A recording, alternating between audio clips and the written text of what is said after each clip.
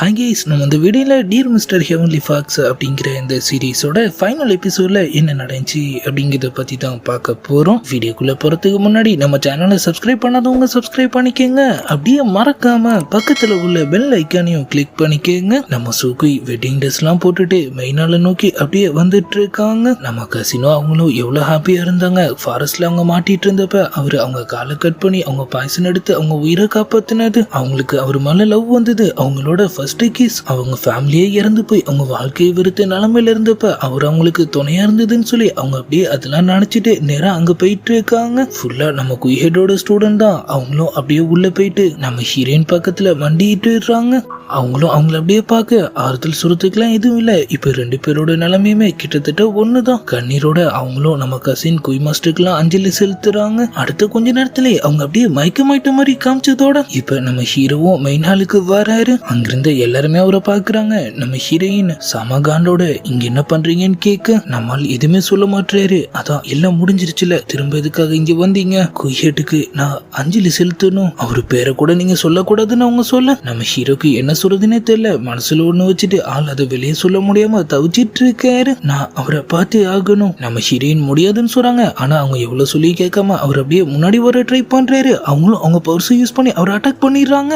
ஆள் அப்பவும் அடங்க மாட்டாரு. அந்த வலியோட அவரு திரும்பவும் முன்னாடி வர ட்ரை பண்ண அவங்க திரும்பவும் அதிகப்படியான பர்ஸ் யூஸ் பண்ணி அவர் அடிச்சு அங்கிருந்து பறக்கவே விட்டுறாங்க. அவர் வாயிலிருந்து ரத்தமே வந்துடுது. ஆள் உருண்டு பொருள்றாரு. ஆனா அப்பவும் அவரு போற மாதிரி தெரியல. திரும்பவும் எந்திரிச்சு அப்படியே அவங்க கிட்ட வர ஆரம்பிக்க நம்ம ஹீரோயினுக்கும் கண்ணெல்லாம் கலங்கிருக்கு. ஆனா அவங்களும் நிறுத்துற மாதிரி தெரியல. திரும்ப அதை விட இன்னமும் அதிகமான பவர்ஸை யூஸ் பண்றாங்க. இந்த வாட்டி அவர் நிலைமை இன்னமும் மோசமாயிடுது. ஆளு எந்திரிச்சு நிக்கவே திணறாரு. இருந்தாலும் தட்டு தடுமாறி அப்படியே எந்திரிச்சிட்டு இப்ப உனக்கு பெட்டரா இருக்கான்னு கேட்க அவங்களும் அப்படியே அலாரம் முச்சிடுறாங்க. மாஸ்டர் என்னாச்சு? நம்ம வாழ்க்கை எதுக்காக இப்படி மாறணும்? நீங்க எதுக்காக என் அப்பாவை கொன்னீங்கன்னு அவங்க கேட்க அவரும் அப்படியே அன்னைக்கு நடந்ததை நினைச்சு பாக்குறாரு. நம்மால் ஸ்பாட்டுக்கு வந்தப்ப நம்ம குய்ஹெட் ஏற்கனவே அந்த பவர்ஸ் மொத்தத்தையும் அவருக்குள்ள அப்சர்வ் பண்ணி இருந்திருப்பாரு. என்ன கொன்னுடு, அவரு முடியாதுன்னு சொல்ல இன்னைக்கு நடந்த விஷயம் எதுவும் யாம்போக்கு தெரியக்கூடாது. அவளாலதான் இது எல்லாமே நடந்துச்சுன்னு தெரிஞ்சா அவ கண்டிப்பா அதை தாங்க மாட்டா. அந்த நேரத்துல அவங்க மயக்கத்துலதான் இருக்காங்க. நம்மளும் அவங்கள பார்த்து அப்படியே ஃபீல் பண்ண அந்த சான்ஸை யூஸ் பண்ணி அவரும் அவர் கையில இருந்த ஸ்வாட் எடுத்து அவரே ஒரு நெஞ்சில சுருக்கிக்கிறாரு. ஆள் என்னமோ நிம்மதியா போயிடுறாரு. ஆனா மாட்டினது என்னமோ நம்ம ஹீரோ தான். சாங், நான் உன்னை பழிவாங்க போறது கிடையாது. அதே நேரத்துல நான் உன்னை இங்கிருந்து போகவும் விட முடியாது. அவங்க அவங்களோட ஸ்வாட வெளியெடுத்துடுறாங்க. நம்ம ஹீரோவை காலி பண்ணதான் போறாங்கன்னு பார்த்தா அப்படியே அவரு கிட்ட வரைக்கும் வந்துட்டு அதை அப்படியே அவங்க பக்கமா திருப்பிட்டு மாஸ்டர் என்ன கொன்னுடுங்க. அவங்க முடிவை கேட்டு அங்கிருந்து எல்லாருமே சாக்காக்குறாங்க. என்னால இதுக்கு மேலேயே இந்த வாழ்க்கையை வாழ முடியாது, என்ன நீங்களே கொன்னுடுங்கன்னு சொல்லி அவங்க அப்படியே அவரு கையை பிடிச்சி அந்த ஸ்வாடா அவங்களுக்கு நேரா நீட்டிடுறாங்க. நம்ம ஹீரோவும் அப்படியே முழிச்சிட்டு இருக்கு. நம்ம ஹீரோயின் ஒரு கட்டத்துல டக்குன்னு அதை அவங்களுக்குள்ள இறக்கிக்க வராங்க. ஆனா ஆள் ஜஸ்ட் மிஸ்ல அதை அங்கிருந்து பறக்க விட்டுறாரு. நான் செத்துட்டா உனக்கு பெட்டரா இருக்குமா? அவங்க அப்படியே முழிச்சிட்டு இருக்கு. அவரு அவங்க கழுத்துல இருந்த அந்த லாஸ்ட் சோலை அப்படியே வெளியெடுத்துடுறாரு. அதை நம்ம ஹீரோயின் கையில கொடுத்துட்டு இப்ப என்ன பழிவங்கத்துக்கான வாய்ப்பு உன் கையிலேயே இருக்கு. டக்குன்னு ஆள் அப்படியே அதை பிரேக் பண்ணிடுறாரு. அவங்களுக்கு ஒண்ணுமே புரியல. மாஸ்டர் நீங்க என்ன பண்ணீங்க? லாஸ்ட் சோல் தான் ஃபாக்ஸோட கடைசி லைஃப். அது இல்லனா நானும் இருக்க மாட்டேன்னு சொல்லிட்டு இப்ப நீ அப்பாக்காக பழி வாங்கிட்டேன்னு அவரு சொல்ல நம்ம ஹீரோயின் இல்லன்னு சொல்றாங்க. ஆனா ஆள் ஒரேடியா அங்கிருந்து காணாம போய் இல்லாமலே போயிடுறாரு. அவங்களும் மாஸ்டர் நீங்க சாகணும் நான் நினைக்கவே இல்லைன்னு சொல்லிட்டு அவர் அப்படியே துரத்திட்டு அவர் பின்னாடியே போறாங்க. ஆனா ஆள் மிஸ் ஆயிடுறாரு. அவங்க அப்படியே அவர் நினைச்சு அலாரம் முச்சிடுறாங்க. ஏற்கனவே 2 விக்கெட் நம்ம சூக்கையும் இப்போவோ அப்போவும் இருக்கு. நம்மால் 3வது விக்கெட்டா கிளம்பிடுறாரு. நம்ம ஹீரோயினும் அழுது தள்ளுறாங்க. அப்பதான் அந்த அதிசயமே நடக்குது. நம்மளோட பவர்ஸ் போன மாதிரியே திரும்பவும் அப்படியே வந்து மறுபடியும் உடஞ்ச அந்த இன்சோலோட ஃபார்முக்கே மாறிட்ட மாதிரி காமிச்சதோட அழுகிற பிசில அவங்களும் அதை கண்டிக்கவே இல்லை. அவங்க அப்பா ரூம்க்குலாம் போய் அந்த இடத்த சுத்தி பாக்குறாங்க. அவரு சேர்ல எல்லாம் உட்காந்துட்டு அங்கிருந்து ஸ்க்ரோல்ஸ் எல்லாம் அப்படியே பார்த்துட்டு இருக்கு. அப்பதான் அவரு கடைசியா பார்த்து அங்கிருந்து ஒரு முக்கியமான ஃபைல் அவங்க கண்ணில் படுது. அதை பார்த்துட்டு ஆள் லைட்டா சாக்குறாங்க. அதே நேரத்துல அவங்க சீனியர் கத்திட்டே உள்ள ஓடி வர என்னாச்சுன்னு போய் பார்த்தா சூக்கி 2 நாளா எந்திரிக்கவே இல்லை. டாக்டர்ஸ் செக் பண்ணிட்டு அவங்க பொழைக்கிறது கஷ்டம்னு சொல்லிட்டாங்க. அவங்களுக்கு லைட்டா சாக்கா இருந்தாலும் சரி நான் பாத்துக்கிறேன், நீங்க போய் உங்க வேலையை பாருங்கன்னு சொல்லிடுறாங்க. நம்ம சூக்கி ஒரு பக்கம் படுத்து படுக்கையா இருக்கு. அவங்களுக்கு திடீர்னு நம்ம கசினோட வாய்ஸ் கேட்க ஆரம்பிக்குது. ஆளும் அவங்க பக்கத்துல தான் நின்றுட்டு இருக்காரு. நீ என்ன உண்மை படுத்துட்டு இருக்க, வா வெளியே போலாம். அவங்க கண்ணை அவங்களாலே நம்ப முடியல. தட்டு தடுமாறி கீழே மேலாம் உழுந்து அவங்க அப்படியே எந்திரிச்சு நிக்கிறாங்க. டோர்லாம் ஓபன் பண்ணிட்டு வெளியே போக நம்மளும் அங்கதான் நின்றுட்டு இருக்காரு. சரிவா வெள்ளலான ஒரு சொல்ல அவங்களுக்கு அவரை பார்த்த சந்தோஷத்துல ஆனந்த கண்ணீரே வர ஆரம்பிச்சிருது. அவங்களே அறியாம அவங்க அப்படியே சிரிக்கலாம் ஆரம்பிச்சிடுறாங்க. அவர் அவர் அப்படியே அவர் கையை கொடுக்க அவங்களும் அவங்க கையை நீட்டிட்டு அப்படியே ஒரு பக்கத்துல வர நம்ம ஹீரோயினும் சீனியரும் கூட இப்ப இங்க வந்துடுறாங்க. ஆனா நம்ம நினைச்ச மாதிரியே அது வெறும் ஹாலுசினேஷன் மட்டும்தான். அவங்க மட்டும் தனியா அவர் கையை பிடிச்ச மாதிரியே அப்படியே அங்க நின்னுட்டு இருக்கு. நம்மளும் அவங்கள அப்படியே கொஞ்சம் கொஞ்சமா அங்கிருந்து கூட்டு போறாரு. சுகி நம்ம போலாம். அவரு டக்குன்னு அவங்க கையிலுக்கு அவங்களும் மயக்கமாய் டப்புன்னு கீழே விழுந்துடுறாங்க. நம்ம ஹீரோயின் அவங்கள கான்சியஸ்க்கு கொண்டு வரதுக்காக அவரு கிஃப்ட் பண்ண அந்த சீப்பெல்லாம் கையில வச்சிருக்காங்க. அதை வச்சு அவங்க கையை கிழிச்சிட்டு ஒரு பக்கம் அவங்க ரத்தமும் அப்படியே வலிய ஆரம்பிக்கும். அவளை என் கசின் கூடவே அடக்கம் பண்ண ஏற்பாடு பண்ணுங்க. இப்ப நம்ம ஹீரோயின் மட்டும்தான் கடைசி. என்ன பண்றது எது பண்றதுன்னு தெரியாம அவங்க அப்படியே அவங்க இடத்த சுத்தி நடந்துட்டு இருக்கு. நம்ம கசினோட வாய்ஸ் அவங்களுக்கு கேக்குது. அவங்களும் ஆசையா அப்படியே திரும்பி பாக்குறாங்க. அவரும் நம்ம சுகையும் விளாண்டுட்டே அப்படியே அவங்க கிட்ட வந்துட்டு அப்படியே அவங்கள தாண்டிட்டு போயிடுறாங்க. அங்க பார்த்தா அவங்க அப்பா நம்ம ஹீரோலாம் கூட இருக்காரு.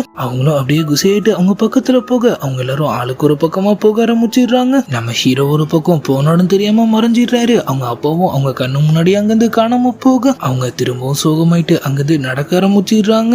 அங்க யாரோ வர மாதிரி இருக்கு மாஸ்டர்னு சொல்லிட்டு அவங்க அப்படியே பின்னாடி பார்க்க நம்ம ஹீரோவோட அசிஸ்டன்ட் அங்க வராரு. யாங்கோ கடைசியில நீ எங்க பிரின்ஸ கொல்லவே செஞ்சிட்டீல. உனக்கு ஒண்ணு தெரியுமா? அவரு உன் உயிரை காப்பாத்துறதுக்காக அந்த பயஸ்ல அவரோட 8 உயிரை தியாகம் பண்ணிருக்காரு. உன்னை அவருக்கு அவ்வளவு பிடிக்கும். ஆனா கடைசியில நீ என்ன பண்ண? கடைசியா இருந்த அவரோட லாஸ்ட் லைஃப் நீ அழிச்சிட்ட. என்னது மாஸ்டர் அவரோட 8 உயிரை எனக்காக தியாகம் பண்ணிருக்காரா? அவரு அது உனக்கு தெரிய வேணான்னு சொன்னாரு. அதனாலதான் நானும் இவ்வளவு காலமா அமைதியா இருந்தேன். எப்போதுமே எல்லாம் முடிஞ்சதுக்கு அப்புறமா தானே நீ இதை பத்தி யோசிக்கவே செய்வேன். ஃப்ரெண்ட்ஸ் சம்பந்தமே இல்லாம உன் அப்பாவுக்குள்ள அவருக்கு என்ன அவசியம் வந்துச்சுன்னு உனக்கு தெரியுமா? கண்டிப்பா இதுலயும் அவரு தப்பு எதுவுமே இருக்காதுன்னு அவங்களுக்கு கிட்டத்தட்ட புரிஞ்சிடுது. இல்ல நான் அதை தெரிஞ்சுக்க விரும்பல. நான் இதுக்கு மேலேயே எவ்வளவு கொடூரமானவன்னு எனக்கு புரிய வச்சிடாதுன்னு அவங்க சொல்ல அவரும் அவர்கிட்ட இருந்த நம்ம ஹீரோ சோலோட மிச்ச மீதியை அவங்க கிட்ட காட்டுறாரு. அன்னைக்கு அங்க நடந்த எல்லா விஷயமும் இதுல ஸ்டோர் ஆயிருக்கு. அது நீ பாரு. நம்ம ஹீரோயின் திரும்பவும் அங்கிருந்து நடக்க ஆரம்பிச்சிடுறாங்க.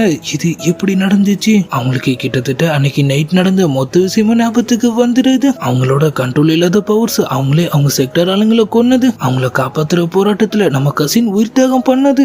அவங்க அப்பா அவங்க பவர்ஸ் மொத்தத்தையும் அவருக்குள்ள அப்சர்வ் பண்ணிட்டு ஆள் உயிருக்கு போராடிட்டு இருந்தப்ப சரியா நம்ம ஹீரோ அங்க வந்தது. அவர் எவ்வளவு சொல்லியும் கேட்காம இல்ல என்னால கண்டிப்பா உங்களை கொல்ல முடியாது. இது கொஞ்சம் கூட நியாயமா இல்ல. என் பொண்ணு இந்த உலகத்துல நிம்மதியா வாழுவாங்கிறப்ப எனக்கு அதுக்கு மேல கவலைப்படுறதுக்கு எதுவுமே இல்ல. நான் உண்மையிலேயே ரொம்ப ஹாப்பியா தான் சாக போறேன்னு சொல்லிட்டு அவரே அவர் உயிரை எடுத்துக்கிட்டதெல்லாம் அவங்க அப்படியே நினைச்சு பாக்குறாங்க. அப்ப நான் தான் அவங்க எல்லாரையும் கொண்டு இருக்கா. அவங்க லைஃபே அப்படியே ஒரு செகண்ட் அவங்க கண்ணு முன்னாடி வந்து போகுது. அவங்க அப்பா அவங்களுக்காக என்னெல்லாம் பண்ணி அவங்களை எப்பெல்லாம் பார்த்துக்கிட்டாரு. நம்ம கசின் எந்த நிலைமையிலயும் அவங்க கூடயே இருந்தது. நம்ம ஹீரோ எத்தனை வாட்டி அவங்க காயப்படுத்தினாலும் திரும்பவும் அவங்கள தேடி வந்ததெல்லாம் அவங்க அப்படியே நினைச்சு பாக்குறாங்க. மத்தவங்களே அன்கான்சியஸா இருந்தப்போ கொண்டு இருந்திருப்பாங்க. ஆனா நம்ம ஹீரோ அவங்கள நார்மலாக்கிறதுக்காக அவரு வேணும்னே அவர் உயிரையே கொடுத்து இருந்திருப்பாரு. மாஸ்டர் மாஸ்டர்னு சொல்லிட்டு அவங்க திரும்பவும் அப்படியே கதற ஆரம்பிச்சிடுறாங்க. ஆனா இதுக்கு மேலேயும் எந்த பயனும் இல்ல. அவங்க அப்படியே அவங்க செக்டரோட ஒரு மலை உச்சிக்கு போயிட்டு கண்ணுல தண்ணியோட அவங்க வாழ்ந்த அந்த இடத்த கடைசியா ஒரு வாட்டி பார்த்துட்டு அப்படியே அங்கிருந்து சாஞ்சிடுறாங்க. நம்ம சர்வாண்டி யாங்போன்னு சொல்லி கத்த அவர் கையில இருந்த அந்த லாஸ்ட் சோல் பீஸ்ல இருந்து ஒரு பவர் மாதிரி ஒண்ணு அப்படியே வெளியே போகுது. கீழே விழுந்துட்டு இருந்த நம்ம ஹீரோயின் உடம்புல அது கலந்துட்ட மாதிரி காமிச்சதோட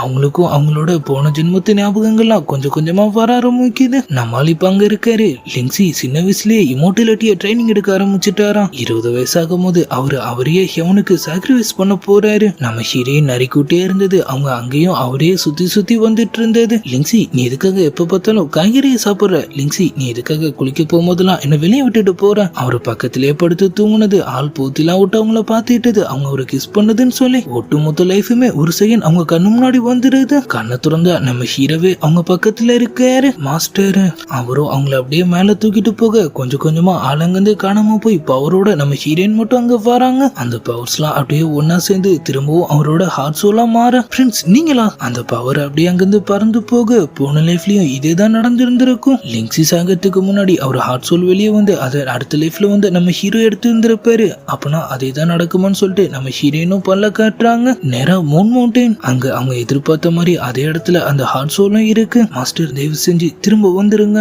யாங்கோன்னு ஒரு வாய்ஸ் கேக்குது. அவங்களும் அப்படியே திரும்புறாங்க. அவங்க முகத்தை பார்த்தாலே தெரிஞ்சிருக்கும். நம்ம ஹீரோ அப்படியே அவங்க முன்னாடி வந்துட்ட மாதிரி காமிச்சதோட அப்படியே இந்த சீரீஸும் முடியுது. இந்த டிராமாவை நீங்க என்ஜாய் பண்ணீங்களா இல்லையாங்கிறத மறக்காம கமெண்ட்ல சொல்லுங்க. பிடிச்சிருந்தா உங்க ஃப்ரெண்ட்ஸுக்கும் ஷேர் பண்ணுங்க. சப்ஸ்கிரைப் பண்ணாதவங்க சப்ஸ்கிரைபும் பண்ணிக்கோங்க. நம்ம இதே மாதிரி இன்னொரு சூப்பரான டிராமாவோட சீக்கிரமாவே திரும்ப சந்திக்கலாம்.